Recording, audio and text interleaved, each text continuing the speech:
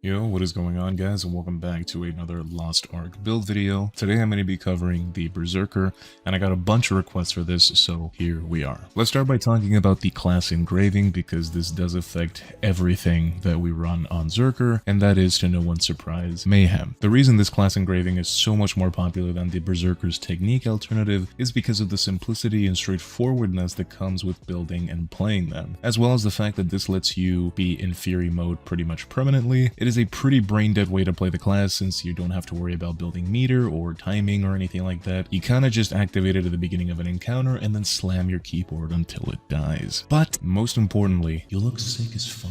However, as you may know, your health is capped at 25% of your max HP. You don't gain any crit rate from Fury mode, but instead you gain a permanent 15% move speed buff and an 18% damage buff at Mayhem level 3, which is super good. This means that you can make use of all the effects and bonuses, etc. that only proc when you're below 50% health, because you always will be. Now let's talk about stats. Since you do lose the 20% crit rate from the regular Fury mode, you need to use crit. However, since you are in permanent Zerker mode, you don't need to build meter or extend the duration, so you don't need to build spec at all, and can opt for swiftness to complement your crit. So at first, when you're in tier 1 and tier 2, you should use 75% of your stats into crit and the remaining 25% into swiftness. This means that you want a crit swift necklace and crit on the rest of your accessories. Later on, however, when you get into tier 3 and you can get the Argo set, you can make up the 25% crit rate, and now you can start replacing your accessories from crit to swift. So optimally, you would want a crit swift necklace, 2 crit earrings, and 2 swiftness rings for an optimal stat distribution. If your tiny little berserker brain is confused,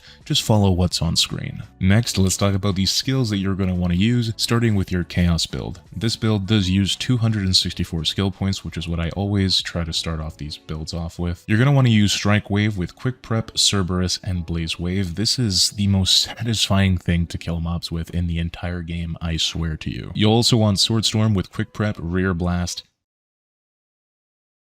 I'm 12, and Flame Storm, Whirlwind with Sustain Enhancement, Cracked Blade, and Vacuum Slash, Finish Strike with Tenacity, Weak Point Detection, and Lights Out, and Hellblade with Leap, Deadly Blow, and Earth Flip, and these will be your main AoE clearing and boss killing skills. You're also going to want Red Dust with Quick Prep and Vital Point Hit for utility and nuking bosses, and you're going to want Shoulder Charge with Excellent Mobility and Diving Slash with Excellent Mobility for, well, mobility. This gives you the most amount of AoE and mobility while still being able to clap bosses with Red Dust and Finish Strike. At max skill points, this is what your chaos build should look like. For raids, you're going to need 268 skill points, and the skills you'll want to use are Finish Strike with Tenacity, Weak Point Detection, and Lights Out, Hellblade with Leap, Deadly Blow, and Earth Flip, Strike Wave with Wave, Limit Break, and Earth Flip, Sword Storm with Quick Prep, Weak Point Detection, and Flame Storm, Tempest Slash with Quick Prep and Weak Point Detection for your main damage skills. You'll also want Red Dust with Quick Prep, Vital Point, and Red Wave, Chain Sword with Vital Point Hit as your counter, and Shoulder Charge with Excellent Mobility for, well, mobility. At max skill points, this is what your raid build should look like. By the way, the reason I chose to level up Red Dust to level 10 instead of Tempest Slash, even though Tempest Slash is one of your main damage skills,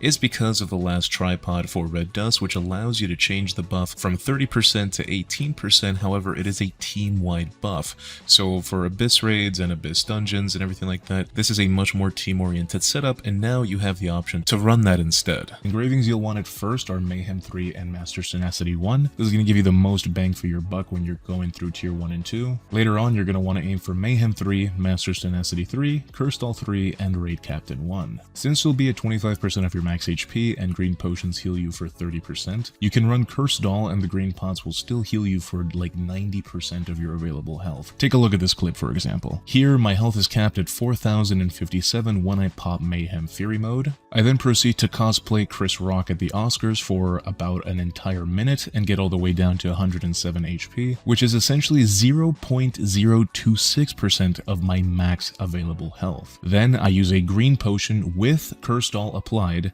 and it heals me all the way up to 3782 HP, which is essentially 93% of my health. By the way, do not copy this build. This was for testing and showcase purposes only. But that's why I choose Cursed Doll over Grudge, and why I recommend it, because it really almost is no downside. And the reason I chose Raid Captain 1 is because you're gonna have a permanent 15% increased move speed buff, so it's just a small buff with no downsides with the spare level that you have available to you in engravings. Other engravings like Grudge or Keen Blunt just give you very little in return in comparison to the downsides at level 1. But you could also use something like Adrenaline or Spirit Absorption or Ambush Master, because since most of your attacks are back attacks. So just use whatever you want. It's kind of like a spare slot. I personally just recommend, Spirit Absorption, Adrenaline, Ambush Master, or Raid Captain. Ultimately at endgame, you're going to want Mayhem 3, Master's Tenacity 3, Cursed Doll 3, Grudge 3, and Keen Blunt 3. I recommend running Keen Blunt as your absolute last engraving, since you need a lot of crit rate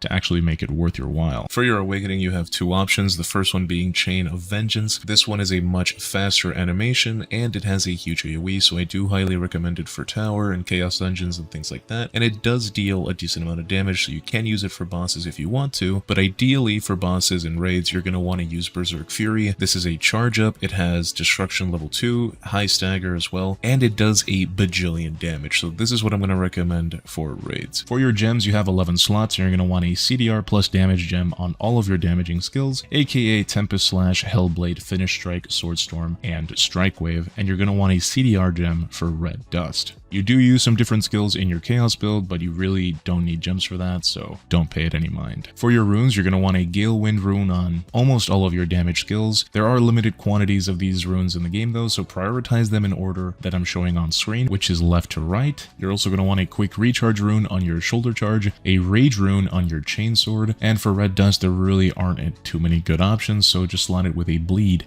if you can. Lastly, for your card sets early on in the game, you're going to want to use a combination of the We'll Meet Again set, which gives you 12% damage reduction while you're under 50% health, which turns into 16% damage reduction if you manage to get the 9-piece Awakening, but that is not necessary at all since this is just a budget build. You don't need to invest into these cards. However, there's a 3-piece set, so you can also use the Nature's Elementals 2-piece set, which gives you an additional 8% damage reduction for a total of 20% damage reduction from 0 Awakening with these two sets combined. The best part is that the We'll Meet Again set is from Shoeshire, and you get the entire set from the questline, so you don't need to farm for this at all. So combining that damage reduction with the innate damage reduction that you get while you're inside of Mayhem Berserker, you essentially have 85 to 84% damage reduction, which is super good. Later on though, you're going to want to move on from that and get the Lost Wind Cliff set, which gives you dark damage reduction as well as 7% crit rate. So it's essentially crit rate on top of already decent damage reduction, since in-game activities, most of the enemies do dark damage, so you're not really losing anything and only gaining. But ultimately at endgame, you will want the Light of Salvation set,